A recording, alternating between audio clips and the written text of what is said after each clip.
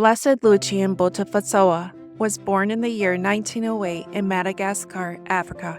Not much is known about his childhood other than that he was born to poor farmers and that he was the oldest of 9 brothers and sisters. When he was 13 years old, he was baptized and received his first Holy Communion, and his parents soon followed. Soon after this, he was transferred to a new priest's school at a Jesuits' college. Here, he studied to be a teacher and in 1928 received his teaching certificate. He became a parish school teacher and shared his many gifts as an exceptional musician and singer, a great sportsman, a speaker of 5 languages, Chinese, English, French, German, and Latin, to the service of his students in the church. In 1930, Lucian married a young woman named Susanna. Together, they had 8 children, 3 of whom died. He loved being a father and a husband, but he loved his faith most of all. In fact, his fervent love for God made his wife nervous that he would leave her for the religious life.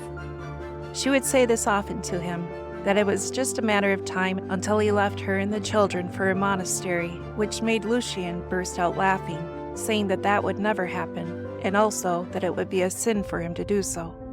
Susanna never did overcome her insecurities, and it didn't help things when a nun once told him that he would have made a great priest and if he ever regretted getting married. But Lucian's answer should have given Susanna a little bit of comfort. I do not have the slightest regret. On the contrary, I am very happy about my state because God called me for this, to be a layman, married, a teacher.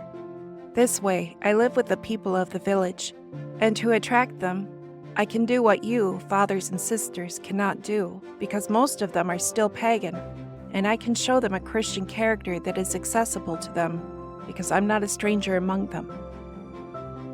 However, Lucian's heart yearned to give itself more than the average layperson, and he prayed often, even rising in the middle of the night, much to his wife's displeasure, feeling that this was to the extreme and that rest was more important. He was the first to join the Crusaders of the Heart of Jesus when it settled in his hometown, and he became the treasurer of the organization, a position he held until his death.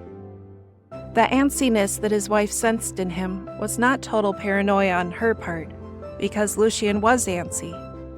Although he was happy in his vocation as husband and father, he wanted to do more in his religious life. He began to seek out saints in the married life for inspiration, and eventually God led him to a handbook of the secular Franciscan order. Immediately his heart opened, and he felt that this was where God was calling him.